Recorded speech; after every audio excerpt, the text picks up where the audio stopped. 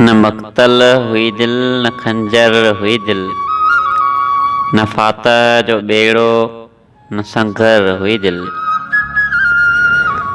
न कातिल न बाग़ी न काफ़र हुई दिल, हक़ीक़त में कंहिंजी ही गागर हुई दिल।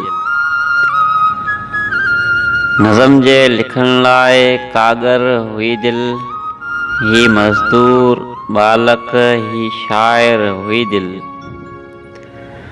वफ़ा जे सफ़र जी मुसाफ़िर हुई दिल। कंहिं पोपट ते वेही घुमणी घुरियसि थे, थकल चंड मेरो चुमणी घुरियसि थे। पखियुनि जे ॿखनि में सुम्हणी घुरियसि थे, फजर जी कोयल खे ॿुधणी घुरियसि थे। उहा दिल त हियों हुई कूंजड़ी जो,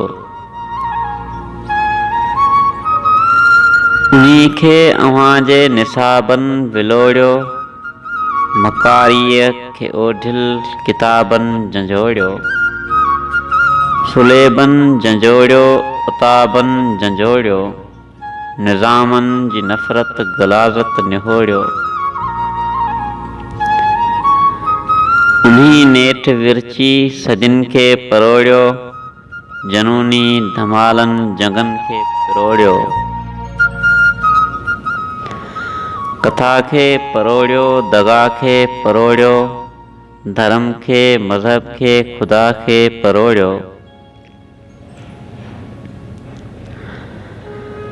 नओं इश्क पाए निगाहुनि खे सम्झो, ग़ुलामी खे जातो हगाउनि खे सम्झो। उहा दिल त तब्दील थी वई तड़प में, उहा दिल त थी वई धरती सॼी आ। न गिरजा न हिजरो न को बुत सुञाणे, न दड़को न दोखो न को घुत सुञाणे।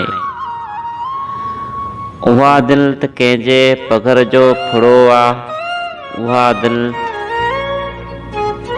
हीरनि गुलनि जी चुनी आ।